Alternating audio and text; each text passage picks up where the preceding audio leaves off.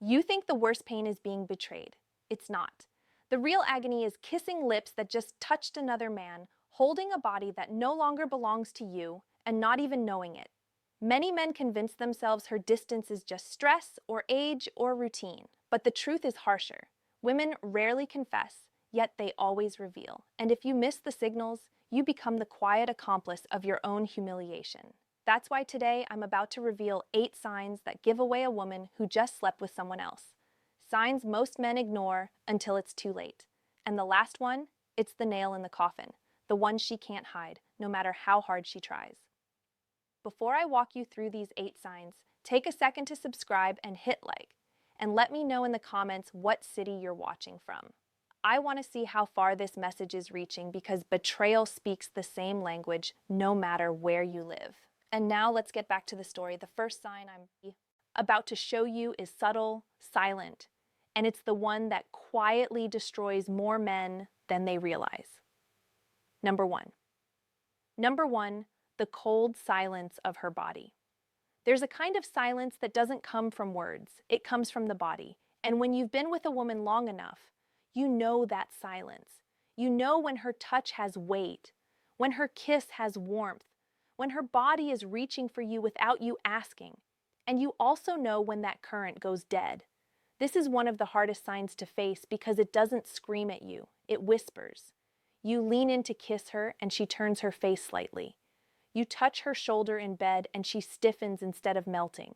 She says she's tired, but her body isn't heavy with exhaustion. It's heavy with indifference. That difference matters because tiredness recovers with sleep. Indifference doesn't. Here's the truth. Most men don't want to admit. When a woman has been fulfilled by someone else, she doesn't come back to you. Hungry, she comes back satisfied, and satisfaction leaves no space for you. Imagine trying to light a fire that's already burned itself out. No matter how many matches you strike, the wood stays cold. That's what it feels like when her body has already given itself elsewhere. The mistake men make here is denial. You tell yourself it's just stress, or it's age, or this is just what happens in long relationships. No, attraction doesn't die of old age. It dies when it moves to another source. If she used to pull you close after work but now rolls away, that's not routine. It's a signal. So what do you do with this knowledge? You don't beg. You don't push harder. You observe. You test. Instead of chasing, pull back. Watch if the distance shrinks on its own or if it widens even further. A woman who still desires you will eventually reach out. Again, a woman who's given herself away will let the silence deepen.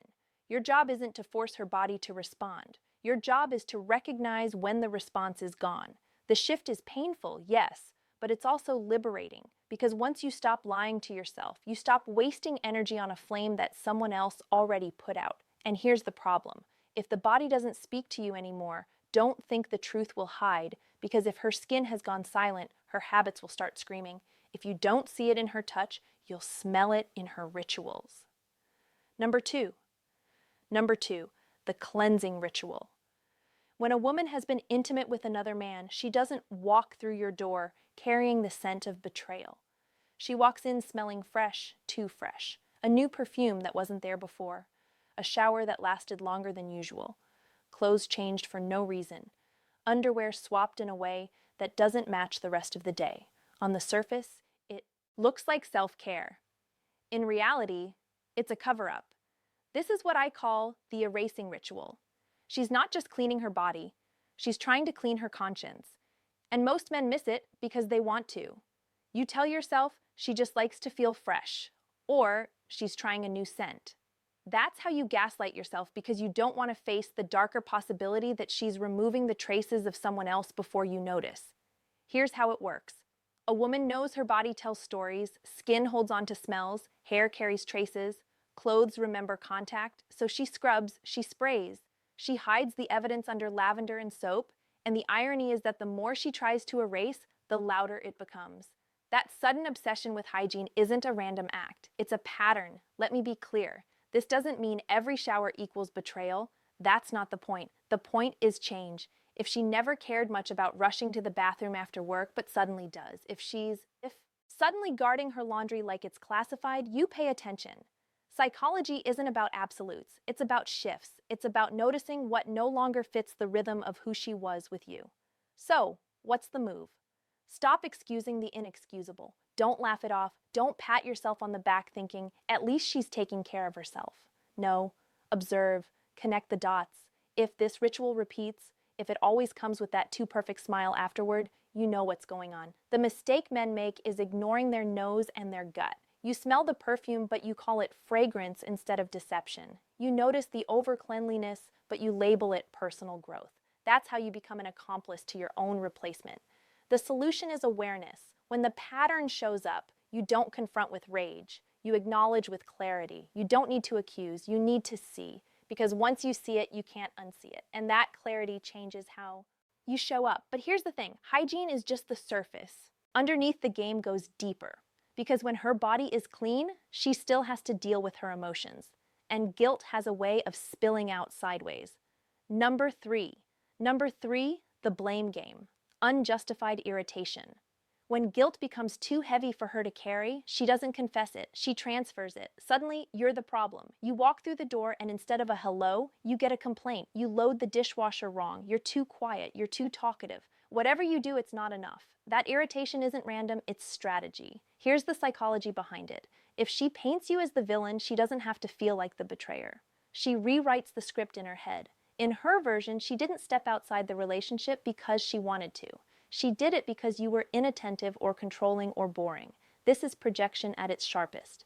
She can't handle the conflict inside herself, so she pushes it onto you. The trap most men fall into is defending themselves. You try to explain, you argue thinking logic will fix it, but you can't out-logic guilt. The more you defend, the more ammunition she gets to keep painting you as the bad guy. And before you know it, you're walking on eggshells in your own home. Here's the shift. Stop playing defense. You don't need to win the argument. You need to win your dignity. Next time she snaps at you over something ridiculous, don't rise to the bait. Don't beg. Don't debate. Look her in the eye and say calmly, you don't need to fight to justify what you've already decided. Then step back, not out of weakness, but out of strength. You're showing that you see the tactic and you won't dance to it. That one move flips the dynamic, because when you don't play the role she wrote for you, her script collapses. Now the weight of her guilt sits where it belongs, with her. And you just claimed back your emotional ground. Men often ask me, but isn't staying silent weak? No. Weakness is letting someone bait you into chaos.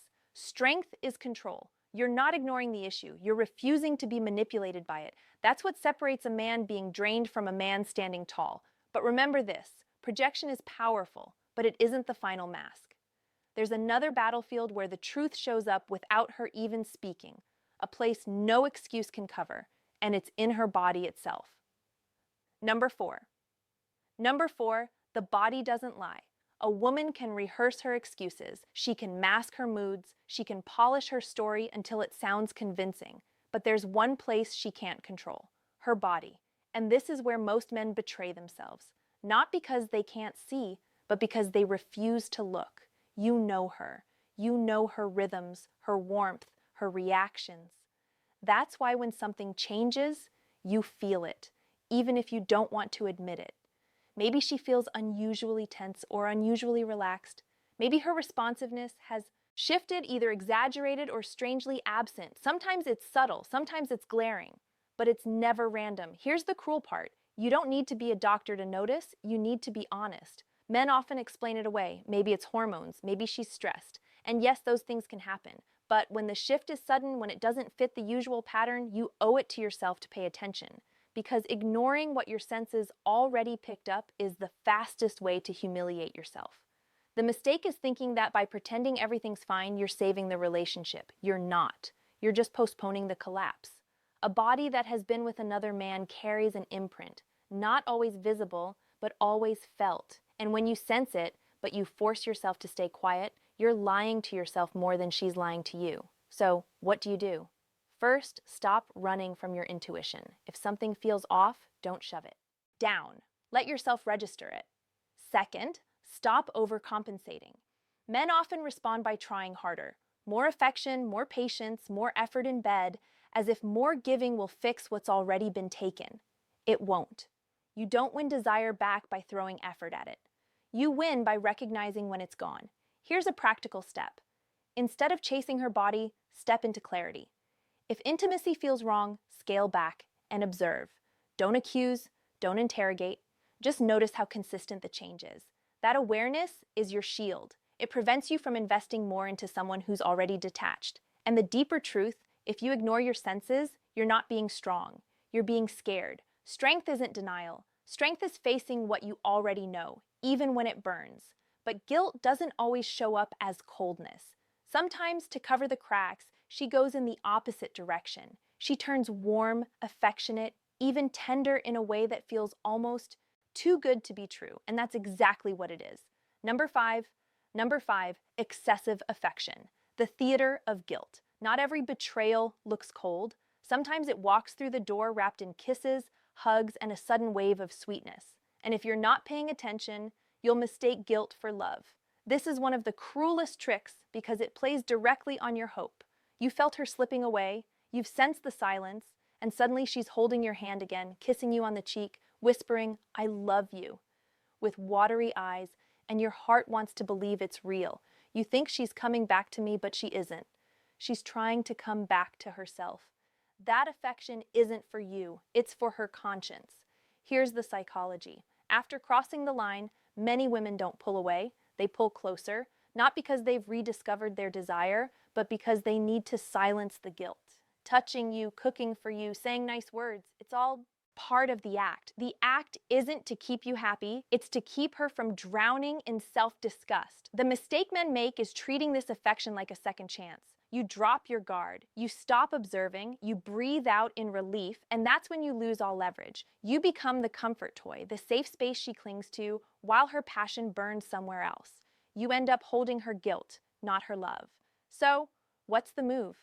Learn to test the source.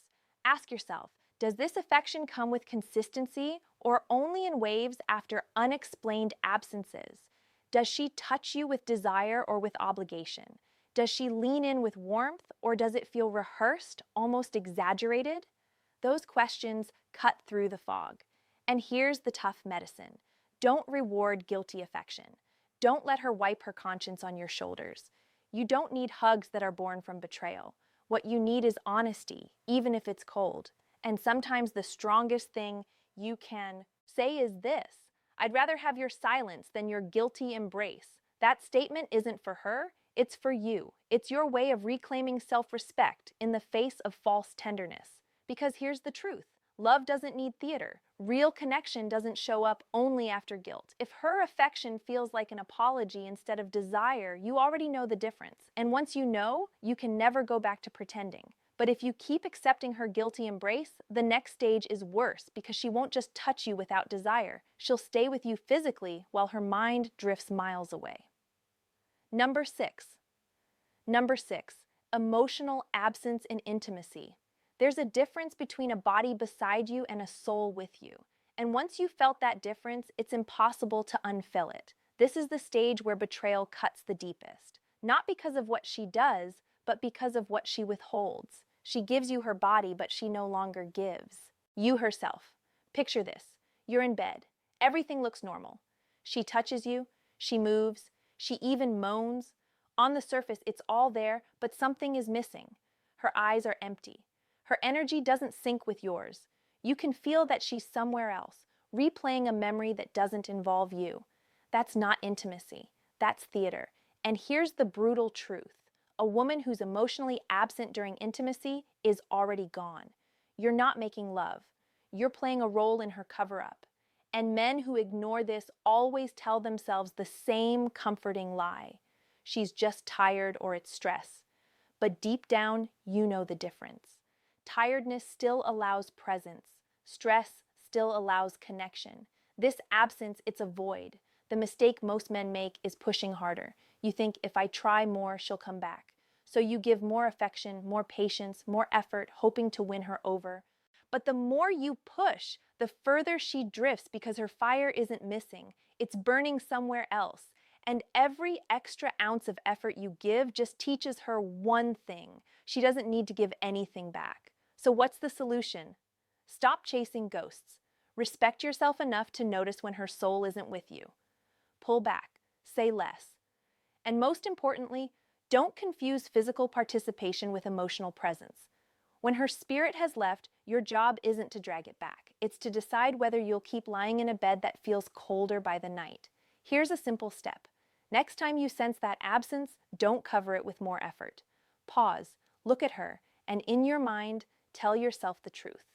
I'm not here to beg for connection. I'm here to recognize reality. That shift in mindset alone changes everything. It stops you from being the man who tries to revive a bond that's already been buried. Because being next to a woman who isn't truly with you isn't love, it's humiliation. And if you let that humiliation settle, the next sign will expose it in plain daylight. She won't just leave you emotionally absent in bed. She'll start leaving you physically absent in time. Number 7. The late returns. Empty excuses. When love is real, time bends to make room for it. A woman who still desires you will find her way back to you, even on the busiest days. But when her fire is gone, suddenly the clock turns against you. She's late again and again, and every excuse feels thinner than the one before. She tells you work ran long, her phone died, a friend needed her.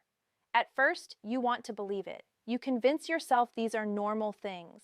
Because yes, life gets messy. But when messy turns into a pattern, when lateness becomes routine, it's not about life, it's about priority. And you're no longer at the top of the list. Here's the psychology. Lateness is more than missing time. It's a test. She's not just running late, she's measuring how much you'll tolerate. She wants to see if you'll question it, if you'll push back, or if you'll keep accepting less while hoping for more. Every time you let it slide, you train her. You teach her that your dignity is negotiable. The trap most men fall into is silence. You see the inconsistency. You feel the sting, but you swallow it. You tell yourself, if I say something, I'll sound insecure. But insecurity isn't asking for respect. Insecurity is pretending you don't notice. So, what's the move? Call it what it is. Not with yelling, not with begging, but with boundaries. The next time she drifts in late with another flimsy story, don't interrogate, don't demand details. Simply look at her and state the truth. You weren't here, and that tells me everything I need to know. Then let the silence sit. That silence is more powerful than any argument because it places the responsibility back where it belongs on her choices. Here's a practical step. Track the pattern, not the excuse. Don't waste time dissecting the details of each story. Instead, pay attention to frequency, to tone, to how your gut reacts every time. Patterns tell the truth, even when words don't. And here's the harsh reality. A woman who still chooses you will always come home. Maybe late once in a while, sure, but not as a habit. If she no longer returns to you, it's because she's already returning to someone else. But lateness is only half the story, because even when she tries to cover it, her own words will betray her. And when her story collapses under its own contradictions, that's when the truth finally breaks wide open. Number 8, the collapse of her story. Stories are fragile things. They can be rehearsed, polished, and repeated. But the moment pressure builds, cracks appear. And when a woman has crossed the line, her story eventually collapses under its own contradictions. You've seen it before. She comes home late, words tumbling out too fast, details changing with each retelling. One night, it's a coworker who needed help. The next time, it was a last-minute errand. You notice the gaps, the mismatched timelines, the way her tone doesn't match her words. And most telling of all, you notice her eyes. They don't hold your gaze anymore. They dart, they drop, they flicker with unease. That's not stress. That's deception struggling to keep its balance. Here's the mistake men make. They demand airtight evidence.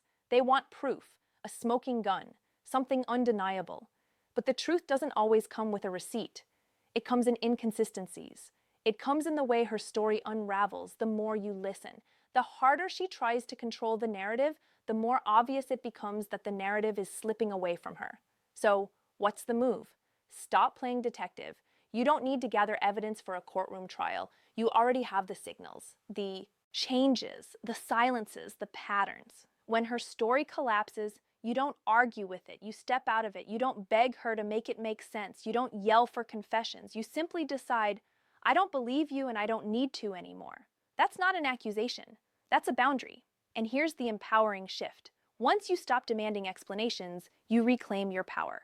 You stop being the man chasing clarity from someone who thrives on confusion.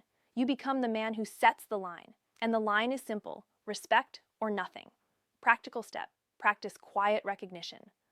The next time her story starts wobbling, don't fill the silence with questions. Let it fall. Don't rescue her from the weight of her own contradictions. That silence is your ally. It exposes what words are trying to hide. And understand this: you don't need to scream cheater to regain your dignity. All you need is clarity and the courage to act on it, because when her story collapses, the truth is no longer the issue. The only issue left is your decision. Will you keep lying to yourself, or will you stand up for the man you know you are? And that's the final cut. Because after seeing all 8 signs, the real question isn't whether she betrayed you. The real question is whether you'll betray yourself by staying blind. Conclusion: you've just heard the 8 signs. And let's be clear, this isn't about turning you into a paranoid detective snooping around for every tiny detail. It's about opening your eyes so you stop betraying yourself. Because the harshest betrayal isn't what she does in secret. It's what you allow yourself to ignore in plain sight. The goal here was never to catch her red-handed. The goal is to reclaim your dignity, your boundaries, and your power as a man who refuses to settle for less than he deserves. That's why these signs matter. They aren't just clues of infidelity. They're warnings. Warnings that something is off, something needs to be addressed, and that ignoring it will only cost you more of your self-respect. Now here's the truth most men miss. Not every sign means betrayal is guaranteed. Sometimes distance comes from stress, exhaustion, or years of poor communication. And that's why your job isn't to accuse, it's to test, to observe, and to confront the reality directly. If there's room to repair, you repair. You have the conversation. You reset the boundaries. You fight for connection. But if the evidence stacks up, if every sign confirms what your gut already knows, then the most masculine thing you can do is walk away with your dignity intact. Because love is never worth trading your self-respect. So here's my challenge to you. Pick one situation in your life where you've ignored your own instincts. It could be her sudden coldness, her constant irritation, or her stories that never quite add up. Don't push it aside this time. Face it. Decide whether it's a problem you can solve with her, or whether it's the end of the line. Either way, the decision belongs to you, not to her lies, not to your fears. Before you go, hit subscribe, tap like, and share this video with a man who still refuses to see what's right in front of him. And in the comments, I want you to share your story. Have you ever noticed one of these signs? How did you handle it? Because your story might be the one that wakes up another man before it's too late. This isn't the end of your journey. It's the beginning of taking back what was always yours: your self-respect, your clarity, and your freedom to choose love without ever losing yourself.